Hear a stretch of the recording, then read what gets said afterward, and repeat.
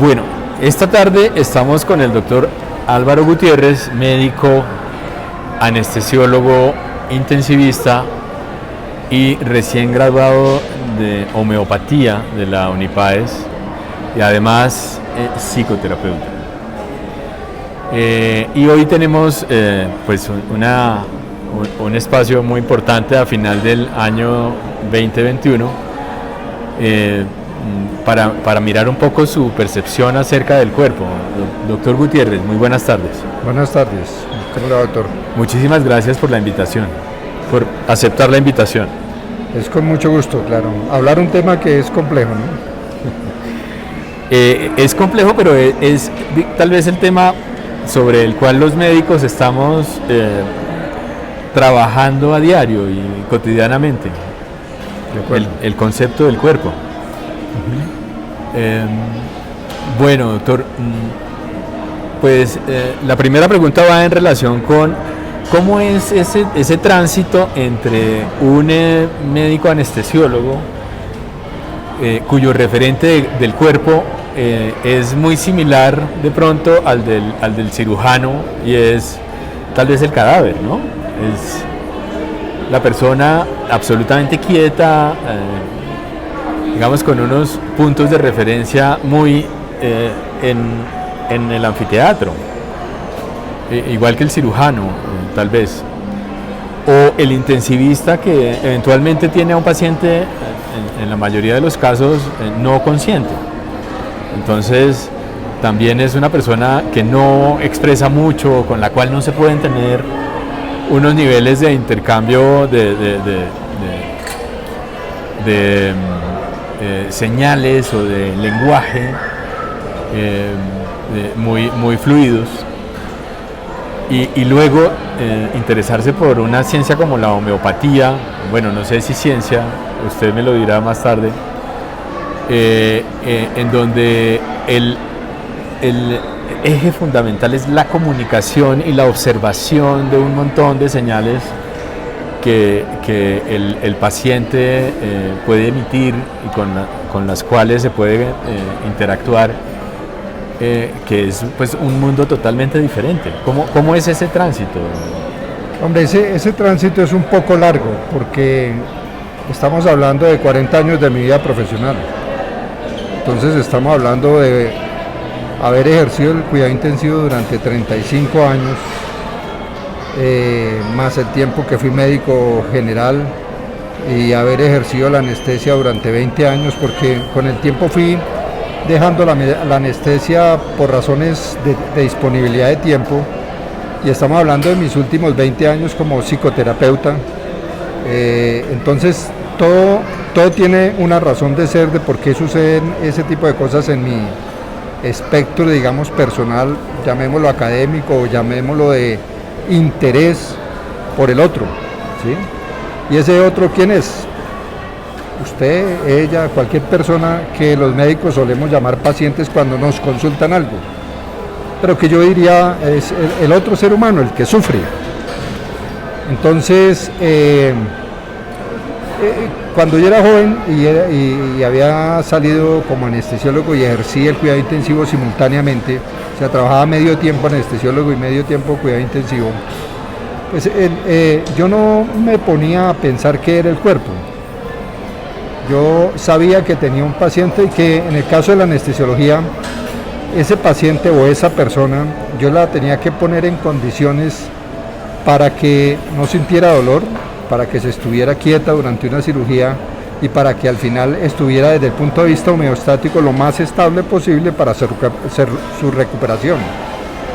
Y como intensivista era un área de la medicina que me permitía profundizar en todo ese conocimiento de la homeostasis, en todo ese conocimiento de cómo funciona un cuerpo más profundamente, específicamente en unas áreas del cuerpo que eran el corazón, los pulmones, el riñón en general, que son los sistemas orgánicos que dan, digamos, mayor capacidad de sobrevida cuando hay agresiones, sea por una infección, o sea por un trauma, o sea por cualquier tipo de noxa o de agresión que reciba el cuerpo.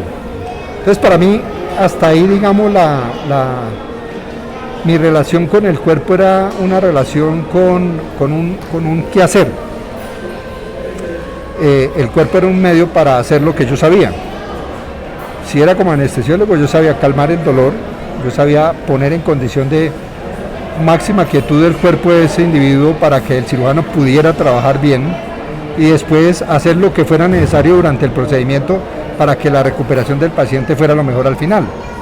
Y en cuidado intensivo, pues hacer todas las cosas que fueran necesarias para recuperar a esa persona que estaba en condiciones de vulnerabilidad real y de riesgo inminente de muerte, y por eso se llama cuidado intensivo. Pero el cuidado intensivo a finales de los 90, no, a comienzos de los 90 fue el que me generó la idea de comenzar a ver algo distinto en relación con mis pacientes, porque casi que uno podía decir, bueno, pues yo no me relaciono con el paciente, o el paciente está intubado la mayoría de las partes en cuidado intensivo, o está dormido, por decirlo, que no está dormido ni anestesiado. Dormido es una visión muy liviana de lo que hacemos los anestesiólogos. Pero yo comencé a inquietarme por qué estaba pensando ese paciente que estaba ahí acostado, que muchas veces sabía que estaba en una condición muy difícil y que estaba entre la vida y la muerte, o muy cercana a la muerte, y sus familias. Y yo decía, a mí me faltan herramientas para poder comunicarme con ellos y con sus familias, o que él se comunique con sus familias. Yo en ese momento trabajaba como intensivista en el Hospital San Juan de Dios, en la antigua Ortúa, el hospital de prácticas de los estudiantes de medicina de la Universidad Nacional, de la Facultad de Medicina. Y eso me preocupaba mucho. Eso era más o menos a comienzos de los 90. Y por pura casualidad accedí a un libro que me pareció que me abrió los ojos y me dijo, es posible ver a los seres humanos de una manera distinta como yo los veo. Ese autor se llama Paul Václavic, que escribía un libro que se llama algo así como Teoría de la Comunicación Humana o Pragmática de la Comunicación Humana. Y él enseñaba en ese libro, que sigue vigente y que es muy interesante leerlo, obviamente es un libro que ya tiene 40 años o 35 años, enseñaba a que podríamos las personas tener una mirada distinta de la relación con los demás en la comunicación. Y entonces la cosa pasó, y a finales de los 90 yo decidí que yo quería saber de dónde venía ese conocimiento y que yo quería aprender eso. Y así fue que sin darme cuenta me convertí en psicoterapeuta. Me digo que sin darme cuenta porque me enamoré de una idea de cómo encontrar comunicación con mis pacientes y cómo mejorar la comunicación entre el grupo médico y sus familias, el paciente y sus familias, en una condición de máxima vulnerabilidad como es la unidad de cuidado intensivo. Y me encontré con una forma de ver la vida humana y de ver al otro de una manera distinta, que se conoce como psicoterapia o terapia sistémica, que surge de reflexiones que hace un grupo de psicoanalistas y que ellos mismos, desde la perspectiva de cómo desde el psicoanálisis se ve al cuerpo, o se ve al individuo, o se ve la enfermedad mental como algo que tenemos adentro. Estas personas evolucionaron en su pensamiento hacia otra corriente, hacia otro rumbo, y dijeron, no, el problema de la salud mental, si es que existe la enfermedad mental, no está en algo que me está fallando a mí. Eso no quiere desconocer que en algunos casos no pueda haber elementos genéticos, o que en algunos casos no pueda haber ciertos condicionamientos hormonales o de ciertos neurotransmisores que alteren. Pero la mayor parte del componente de la salud mental está afuera, en las relaciones, en la manera como nos relacionamos. Y buena parte de esa manera como relacionar es la manera como informamos, recibimos la información, como comunicamos y como nos comunican. Entonces resulté aprendiendo algo que ha sido la fantasía de mis últimos 20 años, pues desde ese momento me entrené y no me he retirado, es lo que hoy hago, porque yo ya estoy en edad de jubilación o de retiro, y yo ya no quiero seguir siendo, no es que no quiera seguir siendo ni intensivista ni anestesiólogo, sino yo ya no quiero trabajar institucionalmente, y esos son trabajos institucionales. Entonces yo simplemente llegó mi edad de pensión y decidí retirarme. Pero yo me dije, aquí me falta algo, porque yo llevo 35 años dedicado a estas dos especialidades y a mí se me olvidó la medicina. ¿Cómo así que se le olvidó la medicina si usted es un médico el top, ¿cierto? No, se me olvidó la medicina. Porque en el top yo aprendo una cantidad de técnicas que tienen que ver con el paciente crítico, con unos síndromes determinados, con unas condiciones particulares. Eso sí llego al máximo en el desarrollo académico del tema, pero a mí se me olvidó que es un niño, a mí se me olvidó que es una señora que tiene una infección en la piel, a mí se me olvidó que es una diarrea, a mí se me olvidó que es un vómito, me explico, se me olvidó la cotidianidad del ser médico. Entonces yo me puse a pensar, yo me retiré como médico institucional, pero de aquí en adelante hasta que me muera, todo el mundo me va a decir, usted es médico, ayúdeme con esto. ¿Sí? Y yo, bueno, me voy a poner a estudiar medicina, pensé yo eso cuando me retiré. Y yo dije, bueno, pero ahí sí pensé un poco más en el cuerpo, para mí, ¿qué es el paciente? O sea, cuando voy a estudiar medicina, ¿qué es lo que voy a hacer? Hago el repaso de lo que hoy hay en las partes de estudiar anatomía, estudiar fisiología, estudiar fisiopatología, estudiar cosas de medicina interna, de pediatría. ¿Será eso lo que yo quiero? En ese momento tenía claro que hasta que me muera voy a ser psicoterapeuta. Eso lo tenía claro, desde que estudié eso hace 20 años. O sea, mi imagen es que si yo tengo 85, 90 años y la naturaleza, el cielo, Dios, como cada uno quiera llamarle, mi propio organismo me permite hablar, voy a hacerlo hasta que tenga 90 años, así esté en la cama, porque la gente se alivia con la palabra, eso lo aprendí. Ah, ¿cómo así? Bueno, eso es un cuento más largo todavía. Pero ¿y cuál es la relación entre esa diarrea, esa fiebre y no sé, la tristeza? Claro, entonces ahí es donde aparece quizás la motivación para esta entrevista. Y es, yo decido que no quiero hacer lo mismo, que no quiero hacer la medicina de la cual yo me he ido alejando, que no quiero hacer la medicina de la víscera, del especialista en una víscera, en un órgano, o del especialista en un área del cuerpo, que no dialoga con el paciente, que no se conecta con el paciente, que no entiende que esa dolencia posiblemente tiene que ver con más cosas que suceden con él mismo o en relación con otros, porque eso lo había aprendido como psicoterapeuta. O sea, yo como psicoterapeuta me di cuenta que no había un paciente con cáncer, había un paciente con un dolor. Y no me estoy refiriendo al dolor físico, sino muchas veces con un dolor de cómo va a quedar su familia, con un dolor de no haber perdonado a un hijo, con un dolor de una infidelidad con una esposa, porque eso sí lo veía yo en la psicoterapia. Y yo decía, los médicos eso no lo vemos, pero yo sí lo veo en mi consulta. Entonces yo dije, me puse a indagar que tenía que hacer algo y que eso no lo iba a encontrar en la alopatía, porque yo no me iba a poner a estudiar otra especialidad médica tradicional o alopática o convencional o secular, como la queramos llamar, u ortodoxa, sino que tenía que buscar otra alternativa. Entonces tuve unas experiencias en cuidado intensivo con la homeopatía, no mías, mejor dicho, con pacientes familiares cercanos y con un homeópata, médico homeópata, que por ciertas circunstancias pidió permiso para hacer unas intervenciones en cuidado intensivo. Yo hasta ahí era el médico tradicional. Entonces, el médico que eso es pura carreta, no le paremos bolas a esa vaina, eso es pseudociencia, porque es la manera como los médicos a veces, o por miedo, o por desconocimiento, o a veces por pura deseo de desacreditar sin ningún criterio, declaran a otro tipo de medicinas. Yo dije, hágale. Recuerdo un caso concreto de un paciente con una hemorragia muy severa que no la controlaba nadie y que los mismos otros especialistas, yo en cuidado intensivo y los otros especialistas, cirujano general, vascular y todo, llegaron a la conclusión que la única posibilidad era a ese paciente hacerle una intervención que era tremendamente agresiva para poder controlar la hemorragia, y el médico homeópata se ofreció a hacer una intervención y que le dieran 12 horas nomás. Y sucedió la magia.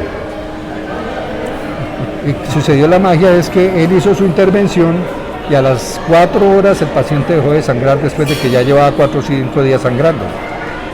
Entonces yo dije,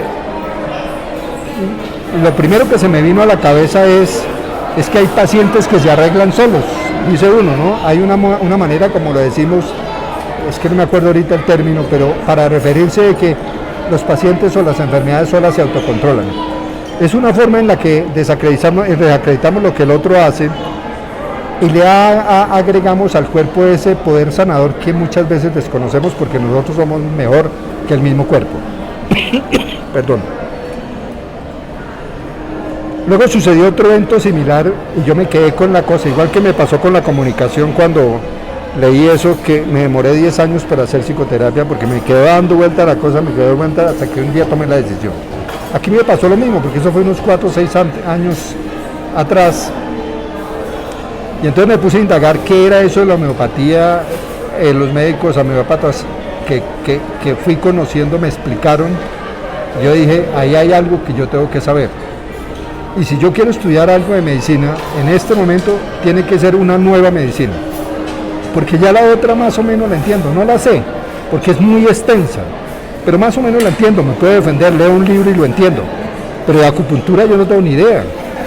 Y ahí hay médicos que están haciendo cosas fantásticas, lo veo en mis familiares, lo veo en los amigos que los consultan, lo veo en todo el mundo, cosas que yo a veces digo, por ahí no es la cosa, pero resultan bien.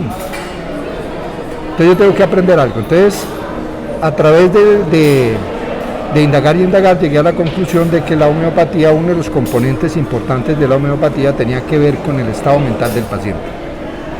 Yo dije, eso es lo que yo quiero porque yo soy psicoterapeuta. Y eso, si es lo que yo creo, tengo que estudiar eso porque me va a integrar una medicina de una manera mucho más holística que como yo veo al paciente. El paciente no es mente ni es cuerpo.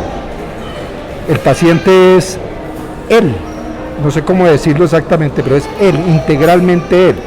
Es un cuerpo con emociones, es un cuerpo con sentimientos, es un cuerpo con pensamientos, es un cuerpo que evoluciona, que se transforma, pero que tiene que ver con las relaciones de él mismo con su propio cuerpo y en las relaciones con los demás. Y me puse a estudiar homeopatía y me dije, cuando empecé, y dije, voy a pagar el primer semestre. Me tiro esa plata y lo pruebo, a ver si me convencen, porque como eso es una pseudociencia, sí, ¿cierto? Para hacerle corto el cuento, me siento en este momento orgulloso de ser médico homeópata, porque encontré una forma de muchas de entender al ser humano, ¿sí? Que se integra a lo que yo hago como psicoterapeuta. Que a veces me pregunto, haber conocido esto mucho tiempo atrás, por lo menos 20 años atrás, porque quizás hubiera podido hacer muchas cosas de lo que yo vi en la escuela y que se pudieran haber hecho ayudando a pacientes, sin entrar a pelear con los alópatas o con los médicos, el tipo de médico que yo siempre he sido. O sea, me tocaba pelear conmigo mismo, obviamente, pero no tenía que hacer eso y podría ser una ayuda enorme, pero como se desacredita la forma, la gente no entiende qué es la homeopatía en general. Va y lee cualquier libro o cualquier persona que desacredita esa forma de ver el cuerpo humano, esa forma de ver la salud y esa forma de ver la enfermedad. Entonces se agarran generalmente a descalificar y a desacreditar los pensamientos de un señor que creó la homeopatía hace 200 años. Pero no ven que hoy se están haciendo muchas cosas que están actualizando la manera de ver la enfermedad, la salud, el cuerpo y la mente de una manera más holística y más integral. Y que sería enorme ayuda para la gente. O sea, si nos olvidáramos de que cada uno tenemos un corpus académico que nos respalda y que hiciéramos algo más integral, lo que se está haciendo ahora con muchas medicinas complementarias, porque no me gusta la palabra alternativa, hay que hacer una medicina integrativa. Todos los médicos, todos, el 100% de los médicos, todos tenemos en general un solo objetivo, y es no hacer daño. Y yo entiendo que los que trabajan con diferentes formas de ver la medicina y la salud y la enfermedad, lo que están haciendo es eso, no hacer daño. Oiga, si todos estamos bajo el mismo propósito, ¿por qué no nos sentamos a hablar sin necesidad de descalificar, sino escuchar y ver lo que la gente está haciendo? Podemos llegar a formas de conciliación, yo puedo dar medicina homeopática a mis pacientes con cuidado intensivo sin que tener que quitarle todas esas drogas que ponemos, antibióticos, vasotónicos, una cantidad de drogas que nosotros utilizamos que ayudan para que funcione mejor el pulmón o para que ayude mejor el corazón o para que funcione mejor el riñón o para que funcione en general muchos sistemas orgánicos. Eso lo puedo hacer, pero aprendí que con la homeopatía puedo agregarle algo que no le hace daño, porque no le hace daño, pero si le da un empujoncito. Claro, cuando yo digo esto, inmediatamente todos mis colegas, probablemente quienes oigan esta entrevista, se van a erizar. ¿Cómo así que un empujoncito, doctor? ¿De qué está hablando usted? Estoy hablando del ser humano. Estoy hablando de la persona que está sufriendo. Pero cualquier cosa que le adicione y que sume, porque no resta, vale la pena intentarlo. Pero justamente ahí surge una gran pregunta, y es, después de cuidado intensivo, anestesia, psicoterapia, homeopatía, ¿qué termina haciendo el cuerpo? Bueno, mire, si me quedo solamente con la anestesia o con el cuidado intensivo, el cuerpo es un vehículo para poner en práctica mis conocimientos y es un vehículo para tratar de llevar a los pacientes a la salud en la medida en que yo siento que arreglo cosas, o sea, de alguna manera es una visión mecanicista de la vida, ¿cierto? Pero cuando yo incluyo la psicoterapia e incluyo la homeopatía, yo ya pierdo casi que totalmente esa visión mecanicista. Para mí el cuerpo no es una máquina. Para mí el cuerpo tiene que ver con una serie de procesos donde el pensamiento, las emociones y todos los procesos orgánicos, ya sean enzimáticos o de neurotransmisores o neuroendocrinos, están en funcionamiento y se integran todos para tratar de generar algo que llamamos esa persona o ese cuerpo o ese individuo o mi paciente. Entonces, el gran reto que tenemos los médicos hoy en día es cómo integramos ese conocimiento que ha generado lo mecanicista, por un lado el cuerpo y por otro lado la mente, y decimos son una sola cosa. Hoy, por ejemplo, le puedo decir sin sonrojarme, porque yo me hubiera sonrojado de esto hace 20 años, de lo que voy a decir, pero lo puedo hacer sin sonrojarme, hoy somos un mar de emociones, los seres humanos, con algunas espigas de racionalidad. Y esas espigas de racionalidad es lo que nos ha llevado a ir a la luna.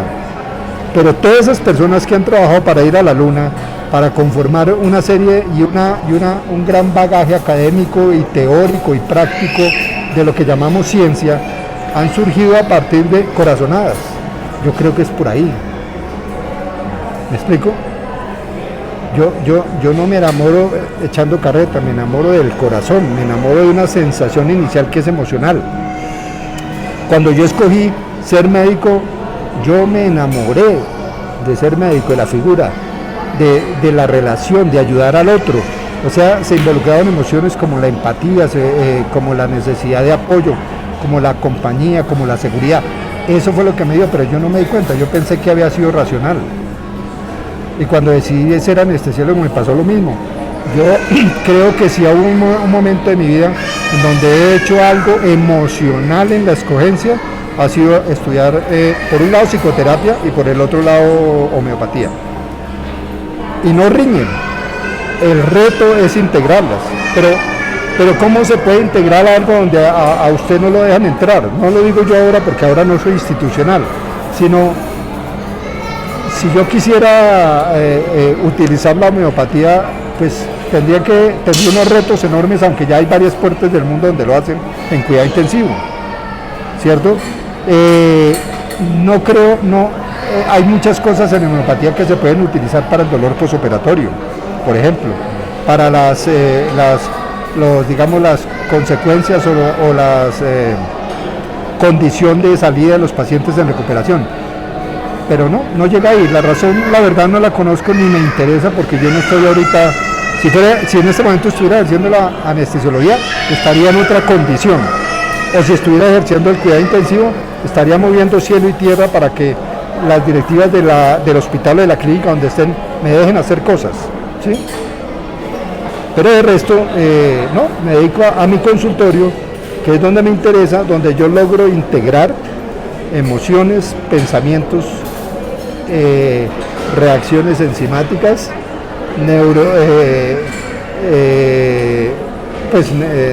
reacciones neuroendocrinas, todo este tipo de cosas que los médicos entendemos un poco mejor que otras personas, que muchas personas, pero que finalmente es un corpus integrado.